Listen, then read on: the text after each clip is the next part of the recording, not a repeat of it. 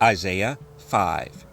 Now will I sing to my well-beloved a song of my beloved touching his vineyard. My well-beloved hath a vineyard in a very fruitful hill, and he fenced it, and gathered out the stones thereof, and planted it with the choicest vine, and built a tower in the midst of it, and also made a winepress therein. And he looked that it should bring forth grapes, and it brought forth wild grapes. And now, O inhabitants of Jerusalem, and men of Yehuda, judge, I pray you, betwixt me and my vineyard. What could have been done more to my vineyard, that I have not done in it? Wherefore, when I looked that it should bring forth grapes, brought it forth wild grapes. And now go to, I will tell you what I will do to my vineyard. I will take away the hedge thereof, and it shall be eaten up, and break down the wall thereof, and it shall be trodden down, and I will lay it waste. It shall not be pruned nor digged, but there shall come up briars and thorns. I will also command the clouds that they rain no rain upon it. For the vineyard of Yahuwah Sebaoth is the house of Yasharel, and the men of Yehuda his pleasant plant.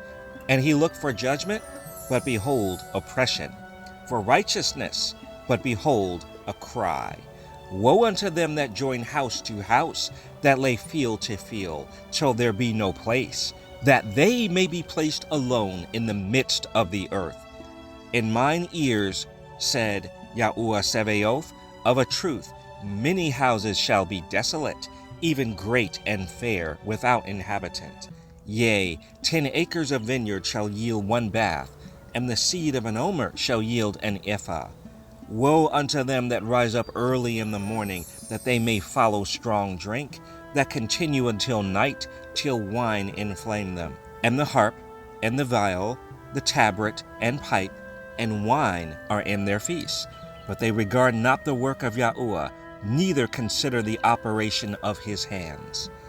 Therefore my people are gone into captivity, because they have no knowledge, and their honorable men are famished, and their multitude dried up with thirst. Therefore hell hath enlarged herself, and opened her mouth without measure, and their glory, and their multitude, and their pomp, and he that rejoiceth shall descend into it. And the mean man shall be brought down, and the mighty man shall be humbled, and the eyes of the lofty shall be humbled. But Yahuwah Sebaoth shall be exalted in judgment, and Elohim that is holy shall be sanctified in righteousness. Then shall the lambs feed after their manner, and the waste places of the fat ones shall strangers eat. Woe unto them that draw iniquity with cords of vanity, and sin as it were with a cart rope, that say, Let him make speed, and hasten his work, that we may see it. And let the counsel of the Holy One of Yasharel draw nigh, and come, that we may know it. Woe unto them that call evil good, and good evil, that put darkness for light, and light for darkness, that put bitter for sweet, and sweet for bitter. Woe unto them that are wise in their own eyes, and prudent in their own sight. Woe unto them that are mighty to drink wine, and men of strength to mingle strong drink, which justify the wicked for reward, and take away the righteousness of the righteous from him. Therefore, as the fire devoureth the stubble, and the flame consumeth the chaff, so their root shall be as rottenness, and their blossom shall go up as dust, because they have cast away the law of Yahuwah Sebaoth, and despised the word of the Holy One of Yasharel. Therefore is the anger of Yahuwah kindled against his people, and he hath stretched forth his hand against them, and hath smitten them. And the hills did tremble, and their carcasses were torn in the midst of the streets. For all this his anger is not turned away, but his hand is stretched out still. And he will lift up an ensign to the nations from far, and will hiss unto them from the end of the earth. And, behold, they shall come with speed swiftly. None shall be weary, nor stumble among them.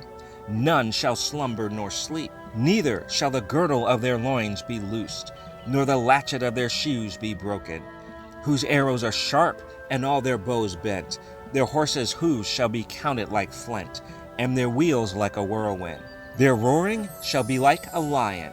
They shall roar like young lions, Yea, they shall roar and lay hold of the prey, and shall carry it away safe, and none shall deliver it. And in that day they shall roar against them like the roaring of the sea. And if one look unto the land, behold, darkness and sorrow, and the light is darkened in the heavens thereof.